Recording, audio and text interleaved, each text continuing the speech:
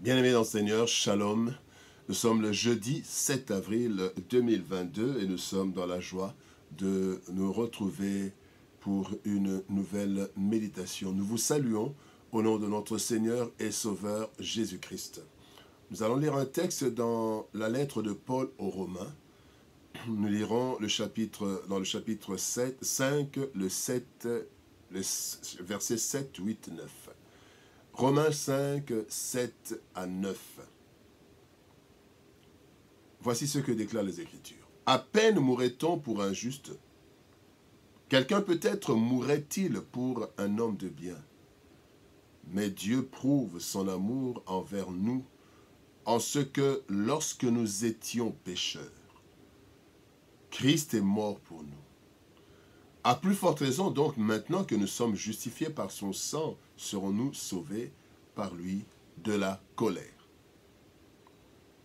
Preuve et garantie d'amour. Preuve et garantie d'amour.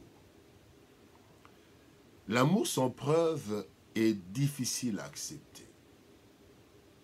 Des paroles peuvent être creuses, des déclarations mensongères et opportunistes sans fondement sont légion. Même en matière de justice, bien-aimés, les preuves sont d'une importance capitale. Le texte du jour nous parle de la preuve irréfutable de l'amour de Dieu pour l'humanité. La Bible fait bien de nous montrer cette preuve, car dans les tourments divers de la vie, parfois nous oublions ou refusons de croire que Dieu nous aime. Dans les temps difficiles, dans les temps de tourment, dans les temps de persécution, nous avons du mal à croire que Dieu nous aime. Voici la preuve de l'amour de Dieu ainsi que ses implications. La première chose, nous voulons parler de mourir pour un juste. Le texte dit « à peine mourrait-on pour un juste ». Donc ce texte nous apprend que dans l'histoire, il est rare, mais possible, que quelqu'un donne sa vie pour des justes. Nous avons certainement déjà entendu parler des personnes qui se livrent pour des justes ou pour une cause commune juste et trouvent que cette personne vaut la peine, cette personne mérite que l'on meure, ou cette communauté mérite que l'on meure pour elle. Des personnes qui acceptent la souffrance, voire la mort, pour sauver des innocents, dans des sauvetages périlleux ou en temps de guerre. Ces cas sont très rares à cause de l'instinct de conservation de la vie. Mais lorsque cela vaut la peine, ou en reconnaissance, certains, c'est très rare, mais certains héros l'ont fait. À peine mourrait-on pour un juste, quelqu'un peut-être mourrait-il pour un homme de bien. Le deuxième point que nous voulons voir, c'est mourir pour les pécheurs. Et c'est là ce qui étonne. Jamais une personne ne s'est livrée pour des pécheurs, pour des gens mauvais, de mauvaises personnes. Des personnes qui méritent la mort. Mais quelqu'un accepte de mourir à leur place, sans rien en contrepartie. Cela n'existe pas. Christ, lui, l'a fait. Voici une description succincte de l'humanité, de l'amour de Dieu pour l'humanité, pour qui Christ est mort. Voici l'humanité pour laquelle Christ est mort.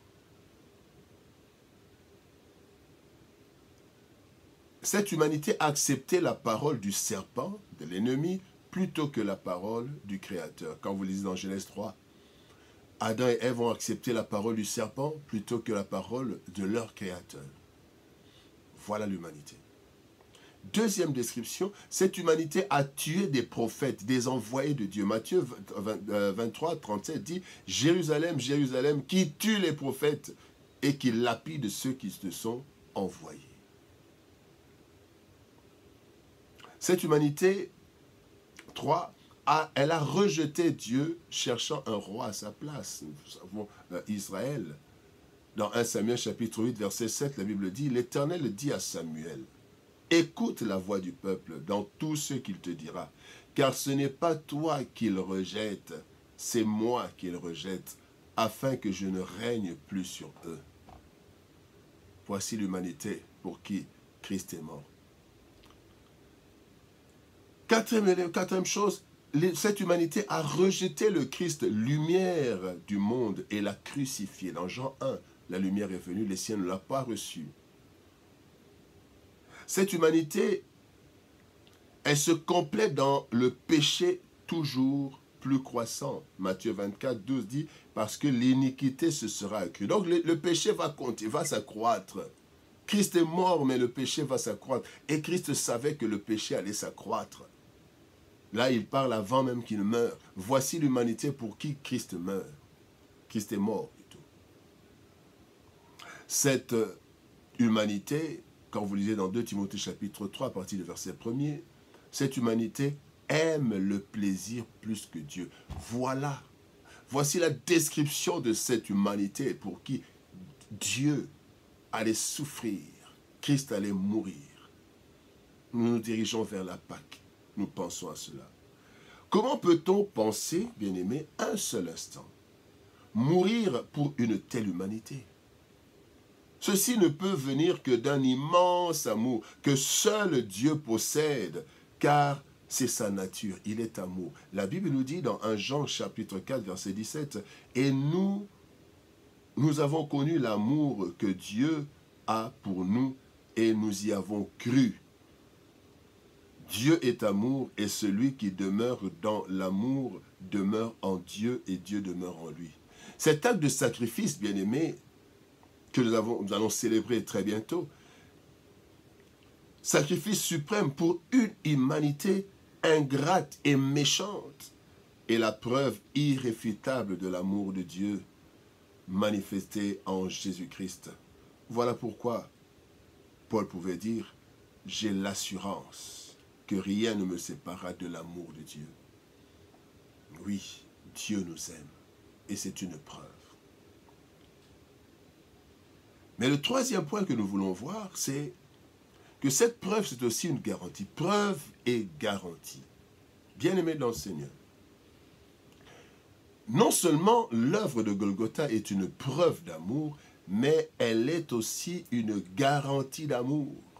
Il est écrit dans Isaïe chapitre 54, verset 10, « Quand les montagnes s'éloigneraient, quand les collines chancelleraient, mon amour ne s'éloignera point de toi, et mon alliance de paix ne chancellera point, dit l'Éternel, qui a compassion de toi. » Voilà pourquoi Paul a dit, comme nous l'avons lu dans Romains chapitre 8, verset 38 à 39, « J'ai l'assurance que ni la mort, ni la vie, ni les anges, ni les dominations, ni les choses présentes, ni les choses à venir, ni les puissances, ni la hauteur, ni la profondeur, ni aucune autre créature ne pourra nous séparer de l'amour de Dieu manifesté en Jésus-Christ notre Seigneur. » Romains chapitre 8, versets 38 et 39. Si hier, pécheurs que nous étions, nous avions bénéficié de l'amour inconditionnel de Dieu, à plus forte raison maintenant que nous l'avons connu. Serons-nous certains de ses interventions en tout temps et en toutes circonstances? N'est-ce pas qu'il dit à ses disciples, « Je suis avec vous jusqu'à la fin » Matthieu chapitre 28, verset 20. Nous pouvons douter de tout, mais jamais de l'amour de Dieu, bien-aimé, qui s'est manifesté et qui se manifestera toujours à notre égard. L'œuvre de la croix est une preuve, mais aussi une garantie de l'amour. Cet amour qui ne tarira jamais. L'homme a souvent besoin de preuves pour croire à des réalités non physiques. L'amour de Dieu pour l'humanité n'est pas une illusion. Christ a pris la décision, à condition humaine, et est allé jusqu'à mourir d'une mort honteuse et scandaleuse pour le salut de l'humanité. Cet amour, cet acte de Golgotha, est une preuve, mais aussi une garantie d'amour. Que Dieu nous bénisse, shalom, au revoir et À demain.